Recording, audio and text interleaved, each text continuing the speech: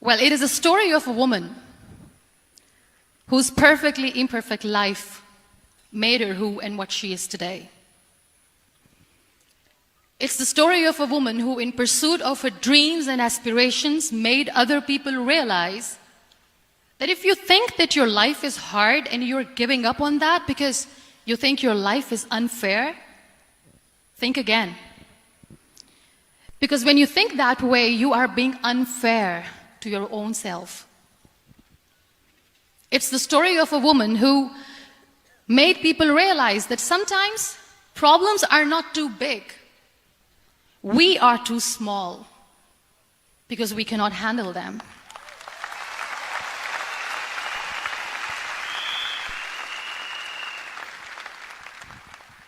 It is the story of a woman who with time realized that real happiness doesn't lie in success, money, fame. It lies within. Real happiness lies in gratitude.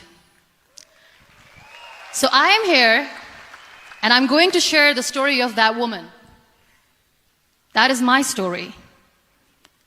The story of gratitude.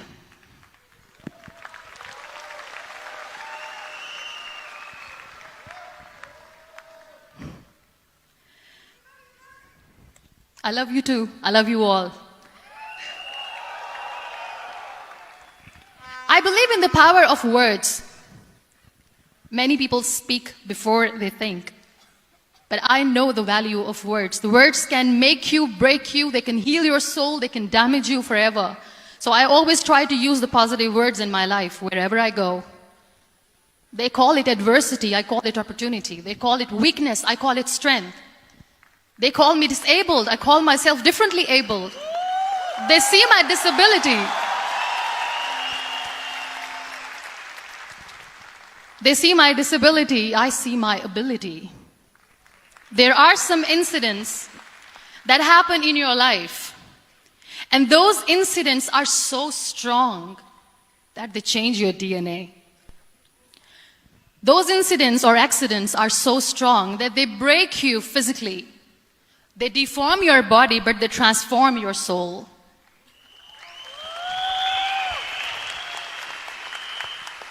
Those incidents break you, deform you, but they mold you into the best version of you.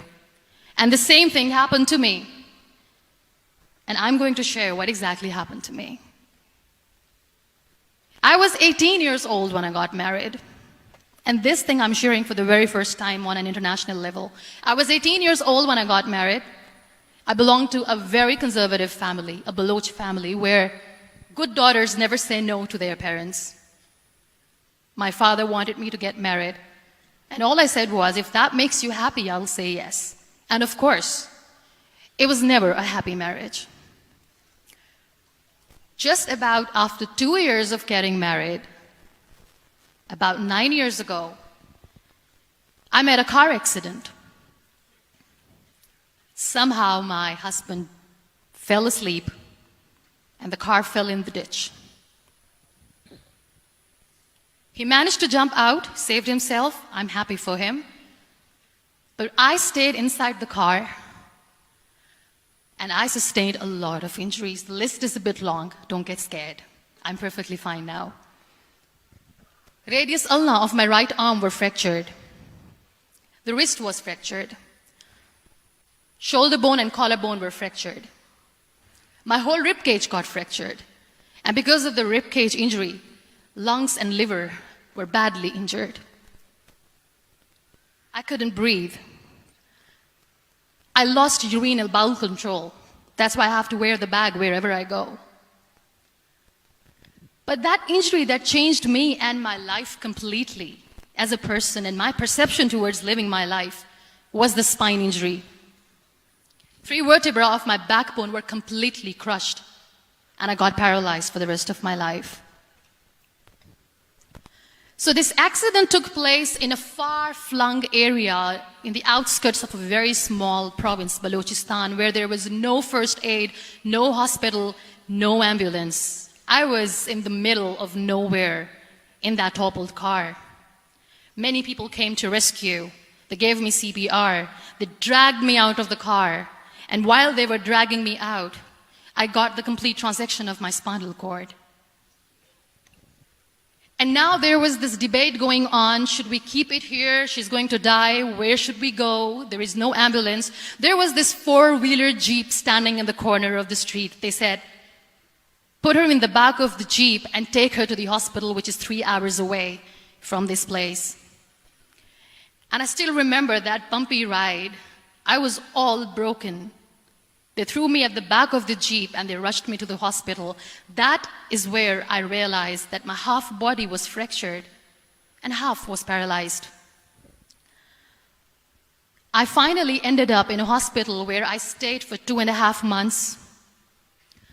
I underwent multiple surgeries. Doctors have put a lot of titanium in my arm. There's a lot of titanium at my back to fix my back. That's why people in Pakistan call me the Iron Lady of Pakistan.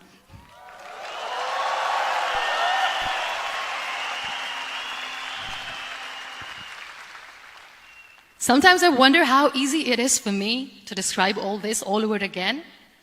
And somebody has rightly said that when you share your story and it doesn't make you cry, that means you have healed.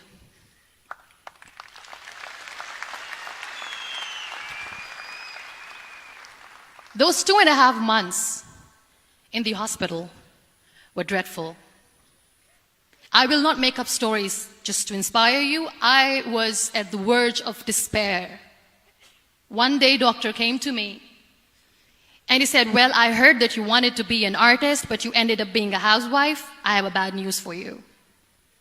You won't be able to paint again because your wrist and your arm are so deformed, you won't be able to hold a pen again. And I stayed quiet. Next day, doctor came to me and said, your spine injury is so bad, you won't be able to walk again. I took a deep breath and I said, it's all right.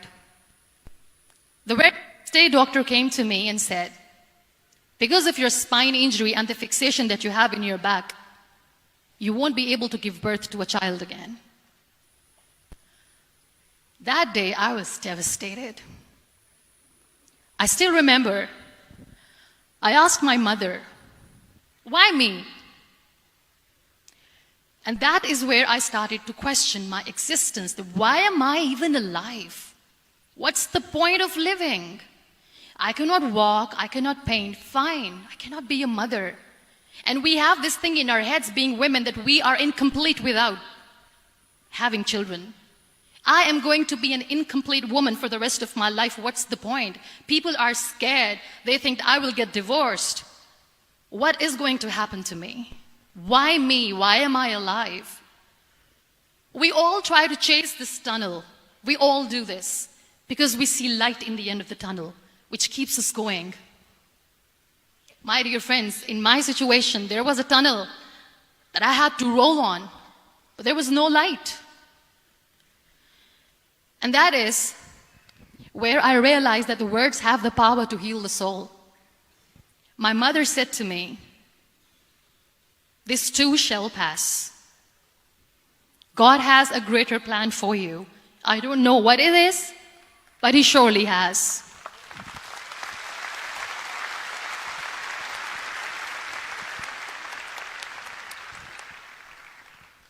And in all that distress and grief, somehow or the other, those words were so magical that they kept me going. I was trying to put that smile on my face all the time, was hiding. It was so hard to hide the pain, which was there. But all I knew was that if I will give up, my mother and my brothers will give up too. I cannot see them crying with me. So what kept me going was, one day I asked my brothers, I know I have a deformed hand, but I'm tired of looking at these white walls in the hospital and wearing these white scrubs. I'm getting tired of this. I want to add more colors to my life. I want to do something. Bring me some colors. Bring me some small canvas. I want to paint. So the very first painting I made was on my deathbed, where I painted for the very first time. It was not just an art piece or just my passion. It was my therapy. What an amazing therapy it was. Without uttering a single word, I could paint my heart out. I could share my story. People used to come and say, "What lovely painting, so much color." Nobody could see the grief in it. Only I could. So that's how I spent 2.5 months in my hospital, crying, never complaining or whining, but painting. And then I was discharged, and I went back home. And I went back home, and I realized that I have developed a lot of pressure ulcers on my back and on my hip bone. I was unable to sit. There were a lot of infections in my body, a lot of allergies. So doctors wanted me to lie down on the bed straight for not 6 months, for not 1 year, for 2 years. I was bedridden, confined in that one room, looking outside the window, listening to the birds chirping, and thinking maybe there will be a time when we'll be going out with the family and enjoying the nature. That was the time where I realized how lucky people are, but they don't realize. That is the time where I realized that the day I'm going to sit, I'm going to share this pain with everyone to make them realize how blessed they are, and they don't even consider them lucky. There are always turning points in your life. There was a rebirth day that I celebrated. After 2 years and 2.5 months, when I was able to sit on a wheelchair, that was the day when I had the rebirth. I was a completely different person. I still remember the day I sat on the wheelchair for the first time, knowing that I'm never going to leave this, knowing that I won't be able to walk for the rest of my life. I saw myself in the mirror and I talked to myself. And I still remember what I said. I cannot wait for a miracle to come and make me walk. I cannot sit in the corner of the room crying, cribbing, and begging for mercy because nobody has time. So I have to accept myself the way I am. The sooner the better. So I applied the lip color for the first time.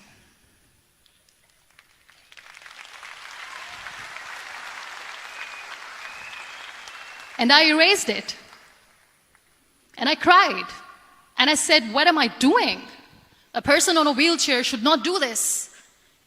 What will people say? Clean it up. I put it again. This time I put it for myself. Because I wanted to feel perfect from within.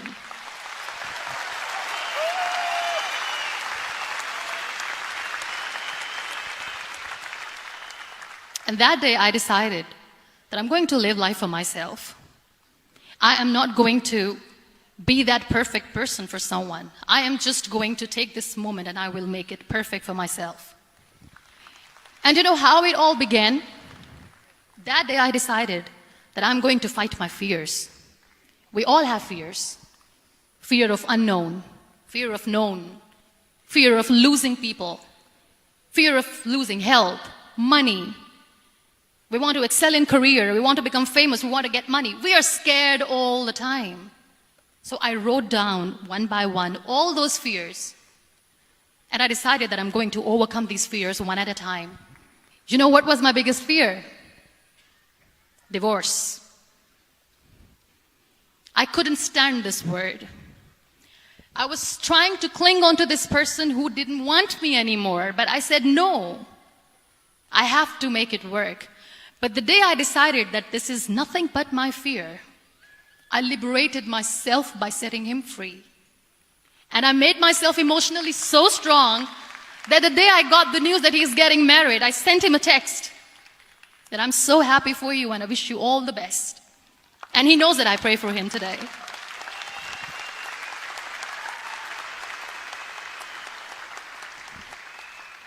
My biggest fear, number 2, was I won't be able to be a mother again. And that was quite devastating for me. But then I realized there are so many children in the world, all they want is acceptance. So there is no point of crying, just go and adopt one. And that's what I did.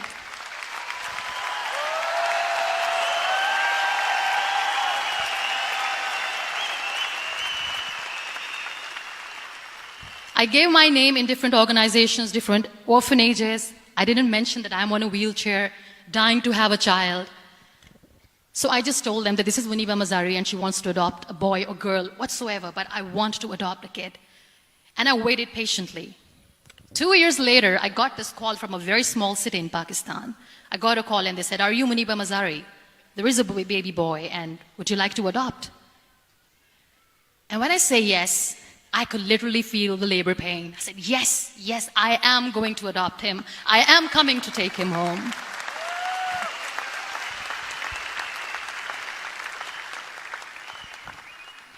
And when I reached there, the man was sitting and he was looking at me from head to toe.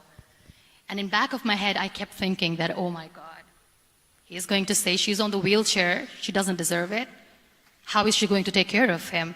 And I looked at him and I said, "Do not judge me because I'm on the wheelchair." But you know what he said? He said, "I know you will be the best mother of this child. You both are lucky to have each other."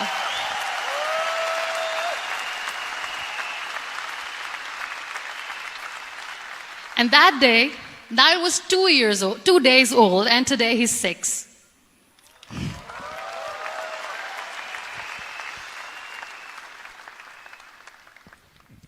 You'll be surprised to know another bigger fear that I had in me. It was facing people. I used to hide myself from people. When I was on bed for 2 years, I used to keep the door closed. I used to pretend that I'm not going to meet anyone, tell them that I'm sleeping. You know why? Because I couldn't stand that sympathy that they had for me. They used to treat me like a patient. When I used to smile, they used to look at me and say that, "You're smiling, are you okay?" I was tired of this question being asked, "Are you sick?" Well, a lady yesterday at the airport asked me, "Are you sick?" And I said, "Well, besides the spinal cord injury, I'm fine, I guess."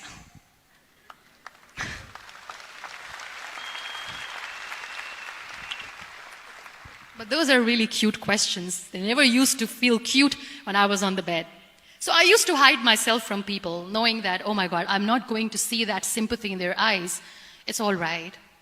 And today I'm here speaking to all these amazing people because I have overcome the fear.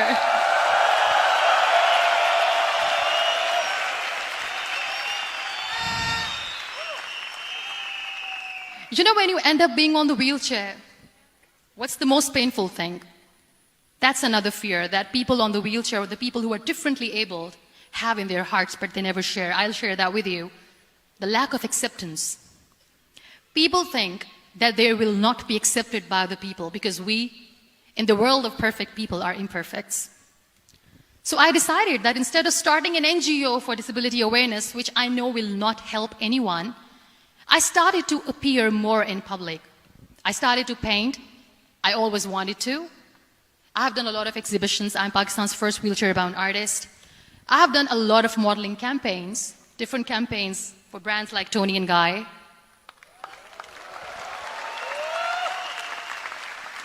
I have done some really funny, breaking the barriers kind of modeling. There was this one by the name Clown Town where I became a clown because I know that clowns have hearts too. And then I also decided that if I really want to make the difference, I am not going to let people use me for their polio campaigns where they will make you a victim and an emblem of misery and mercy and will say that, you know what, give polio drops to your children or they'll become like this girl. I decided that I'm going to join the national TV of Pakistan as an anchor person. And I've been doing a lot of shows for the last 3 years.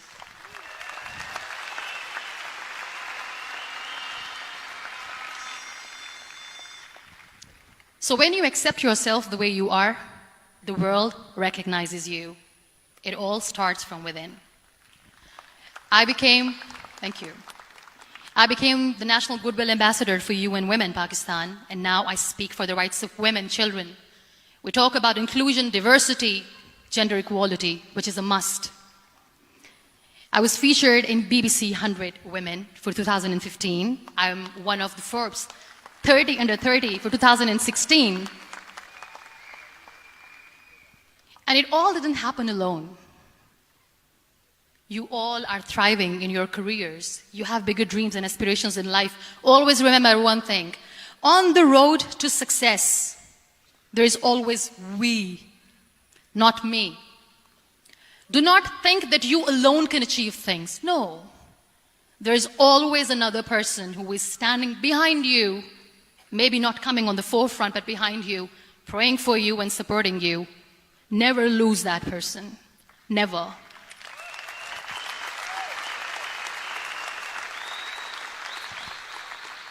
No matter how much I say that I couldn't find a hero, so I became one, I still want to recognize those 3 people in my life who literally changed my life completely, and I get inspiration from them every single day. Waleed Khan. Many people know about the terrorist attacks in Pakistan. We have lost many people. And I'm sharing this with a very heavy heart because we actually have lost a lot of people in this huge turmoil of terrorism. These people are barbarians. They do not see people. They're even worse than animals. They have killed people in mosques. They have killed people in churches, temples, even in schools. There was this terrorist attack in Army Public School, Peshawar, where these terrorists entered in an examination hall and they killed our children. And in that attack, that day, this beautiful boy, Waleed Khan, who was my hero, my real life hero, was the proctor who was taking care of the students, was keeping an eye on the students. Those barbarians shot him 3 times in the face, 5 times on his body, and he fell down. I was asked to give a talk in the school after a week of that terrorist attack. With a very heavy heart, I went there and I spoke. We sang a few national songs. I thought that maybe I've done my part, but deep inside, it was killing me. I could see children injured. I could see children sitting on the wheelchairs looking at me, wondering, what next? What was our fault? Just because we were here to give examination, we have been shot. So many people, so many children lost their friends. Their classrooms were empty. The next day they went to the classroom. So this kid, Waleed Khan, I was asked that he is in a hospital right now and you have to go and see him and motivate him and tell him that it's going to be okay. And when I saw Waleed Khan coming on the wheelchair for the first time in front of me, face was all deformed. His leg was fractured, his arm was fractured. He couldn't talk, he lost his teeth. He cannot sneeze, he cannot smell. He cannot eat. And I kept thinking, what should I say? That everything is going to be all right? No, nothing is all right. And while I was juggling with the words, what to say, what not to say, this beautiful child, Waleed Khan, came to me and he said, "Are you Muniba Mazari?" I said, "Yes." He said, "Baji, let's take a selfie."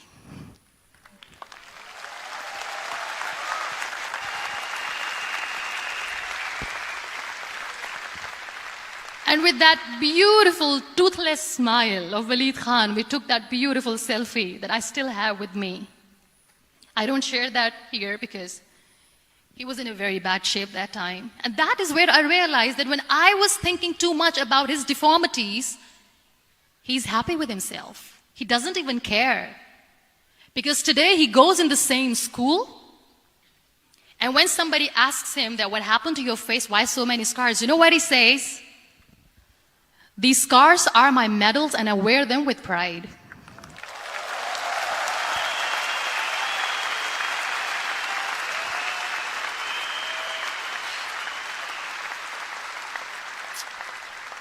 And how beautifully he says the terrorists wanted me not to study. I am going to study. I will become a doctor one day. And this is my way of taking revenge from those terrorists. Another real-life hero, of course, my son. His name is Nile, N-I-L-E, River Nile. I learned so much from this kid. The first and foremost thing is patience. How to be patient when you know that your mother cannot walk. When you know that your mother is different from the other women. When you know that your mother cannot go out and play with you. How to stay calm. He loves football. And when we got the very first football, he was 4 years old. He was super excited. I still remember he came in the room and he said, "Mom, let's play football." And he kept the ball in my feet. And he said, "Let's kick it." And that day I felt disabled. I said, "I cannot kick the ball." And I was down with the same face. He looked at me and he said, "Well, that's all right. Your legs are not working, but your hands do. Let's play catch the ball."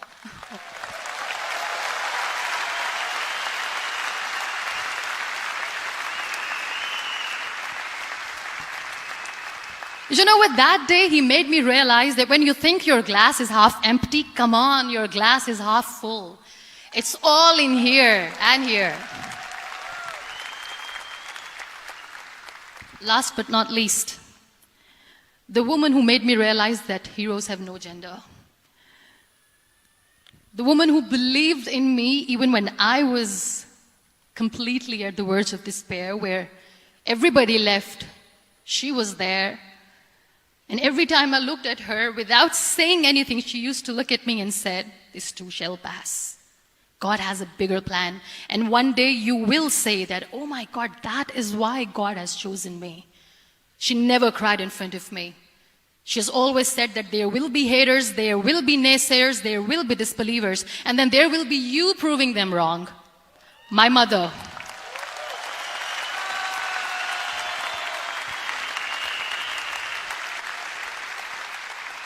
Whatever I am today, I'm nothing without her. I'm nothing without her. Thank you, Mama. I wish you were here. Thank you for making me who I am today.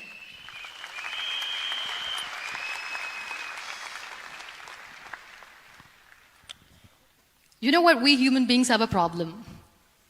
Out of many problems, there is one more, and this is a self-created one. We always expect ease from life. We have this amazing fantasy about life. This is how things should work. This is my plan. It should go as per my plan. If that doesn't happen, we give up. So my dear friends, let me tell you one thing. I never wanted to be on the wheelchair. Never thought of being on the wheelchair. I was always aspiring to do bigger things, but had no idea that for that I have to pay the price to be where I am today. It's a very heavy price. This life is a test and a trial, and tests or trials are never supposed to be easy. So when you are expecting ease from life, and life gives you lemons, then you make the lemonade, and then do not blame life for that, because you were expecting ease from a trial. Trials make you a stronger, better person. Life is a trial, and with time you realize that.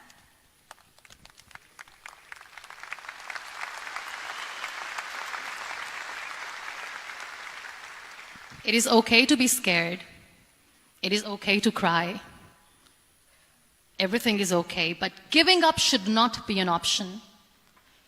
They always say that failure is not an option. Failure should be an option, because when you fail, you get up, and then you fail, and then you get up, and that keeps you going. That's how humans are strong.